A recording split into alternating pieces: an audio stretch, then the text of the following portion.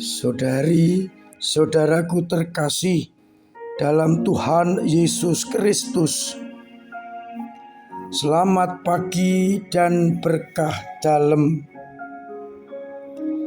Kita bertemu kembali dalam renungan harian Sabtu 12 Agustus 2023.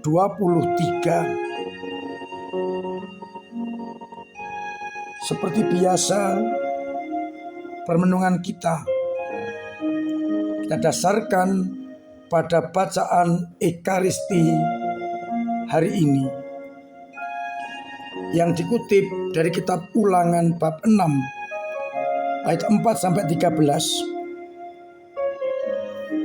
di mana Musa menasihati umat Israel agar tetap mengasihi Tuhan Allah dengan segenap hati, dengan segenap jiwa, dengan segenap kekuatan,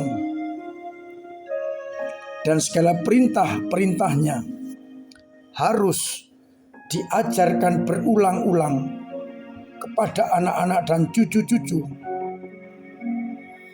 agar menjadi makanan harian, sehingga mereka tetap berpegang teguh pada kehendak Allah. Dan pada akhirnya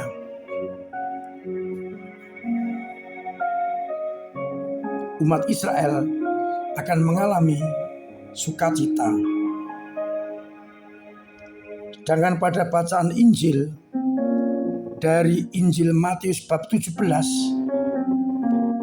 ayat 14 sampai 20, Yesus berbicara soal iman. Ketika seorang ibu meminta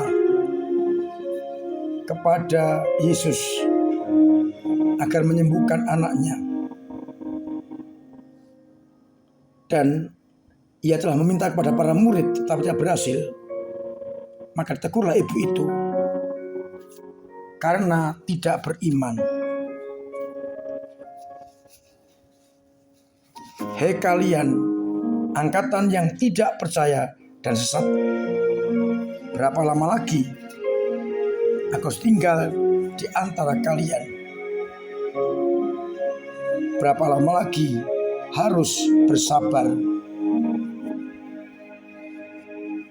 Dan para murid pun ketika bertanya kepada Yesus, mengapa kami tidak dapat mengusir setan itu? Jawabnya sangat sederhana, karena kalian kurang percaya, kurang mengandalkan Allah dan mengandalkan diri sendiri. Saudari-saudaraku terkasih dalam Kristus, bacaan pertama menarik untuk kita renungkan dan kita hubungkan dengan bacaan Injil. Musa selalu mengingatkan kepada bangsa Israel bagaimana Allah itu sungguh mengasihi, mencintai manusia, khususnya Israel.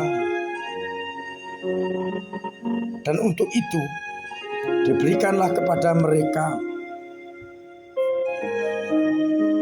aturan-aturan dan hukum yang harus ditepati agar mereka mendapatkan hidup. Dan untuk itu perintah-perintah Tuhan harus menjadi makanan sehari-hari bagi Israel dan anak-anak mereka. Maka diharapkan perintah itu dilaksanakan sebagai wujud mengasihi Tuhan dengan segenap hati, dengan segenap jiwa, dan dengan segenap kekuatan, Dan untuk itu, agar tetap terpelihara dalam hidup, maka sabda dan perintah itu harus diajarkan turun-temurun, berulang-ulang, baik waktu di rumah atau bergegas di jalan. Itu artinya kemana saja perintah itu harus dinyatakan agar menjadi makanan sehari-hari. Bahkan dikatakan bila berbaring atau tidur atau bangun atau apapun juga, diikatkan pada tanda pada tangan, dipasang di dahi, dituliskan pada jenang pintu atau tembok-tembok rumah. Harapannya apabila kita melihat, maka kita selalu mengerti sabda dan kehendaknya menjadi makanan harian bagi kita. Kita boleh mengambil satu titik permenungan dari bacaan yang pertama ini. Kalau Musa meminta agar sabda Allah, kehendak dan perintahnya menjadi makanan harian, dan pertanyaannya, apa yang menjadi makan harian kita sekarang ini? Apakah sabda dan kehendak Allah? Ataukah keinginan pribadi kita, ego kita, sehingga kita semakin jauh dari kehendak Allah?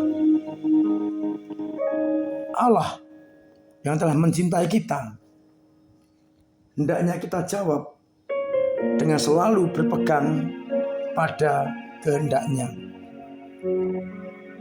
Kita ulang-ulang,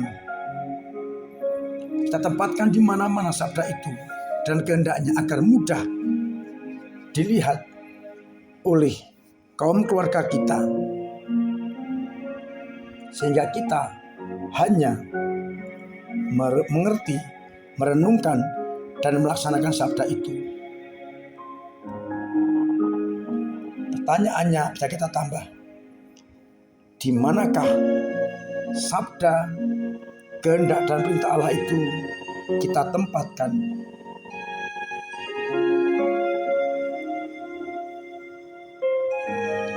Atau dengan kata lain, apa yang menjadi perhatian kita dalam hidup ini? Apakah sabda dan kehendak Allah, ataukah kehendak kita sendiri? Mudah-mudahan seturut bacaan yang pertama ini, kita mampu terus menjadikan sabda, kehendak, dan perintah Allah menjadi makanan harian kita, sehingga kita tidak akan menyimpang dari perintah dan kehendak Allah.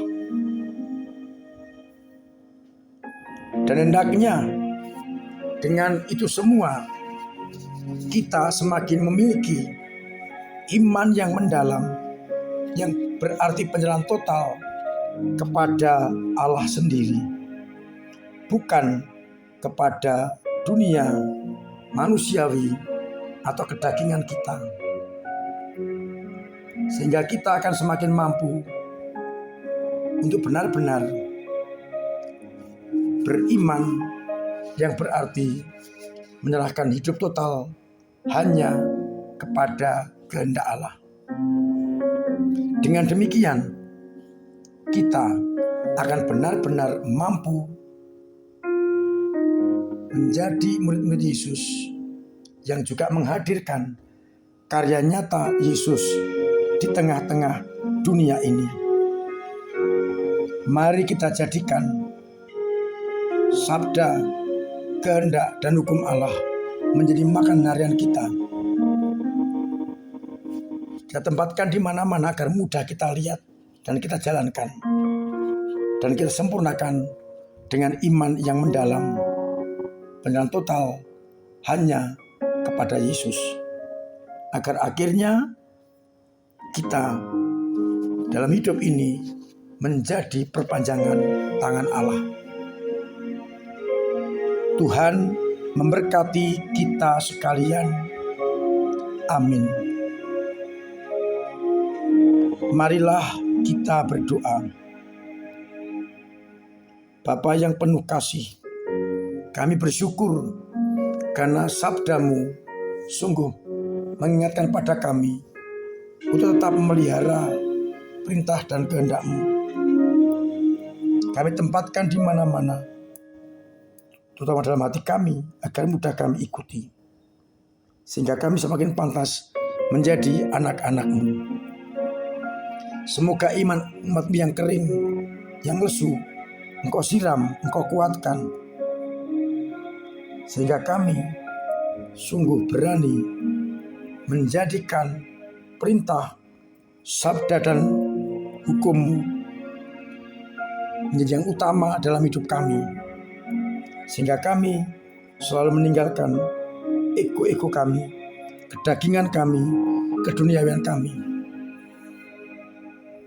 Bantulah umat-Mu yang sakit agar Engkau sembuhkan. Yang punya beban berat Engkau ringankan.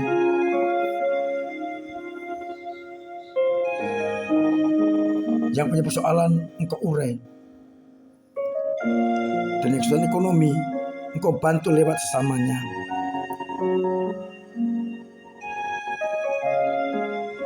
Semoga dengan itu semua mereka semakin dekat dengan Engkau, menyerahkan diri hanya kepadamu.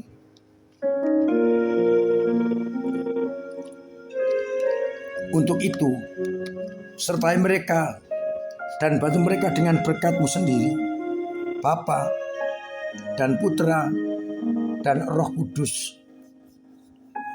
Amin.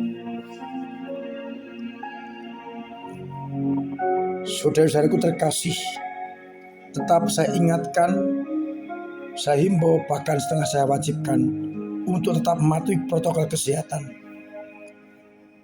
agar kita terbebas dari virus corona dan juga menyelamatkan orang lain. Cuci tangan pakai sabun dengan air mengalir, pakai masker, jauhi kerumunan. Booster kedua,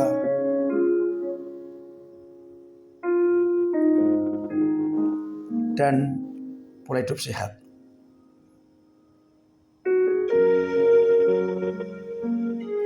Saya undang umat untuk terlibat dan ambil bagian dalam berbagai macam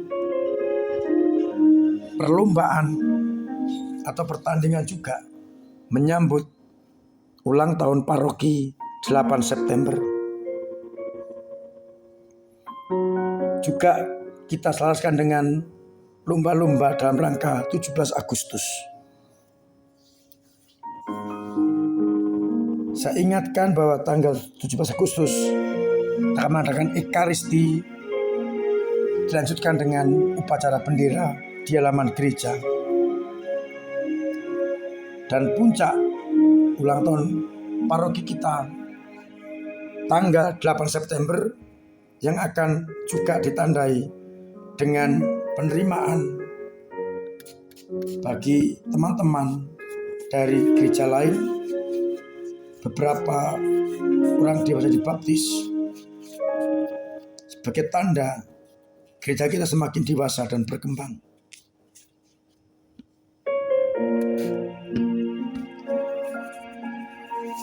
Saya masih mengucapkan terima kasih atas banyak hal yang boleh diterima untuk pengisian gedung serbaguna. Meskipun masih kurang, pelan-pelan kita terus meningkatkan itu. Dan puji Tuhan, semakin banyak orang yang terlibat. Masih saya undang panjenengan semua untuk ambil bagian di dalam mengisi gedung serbaguna kita.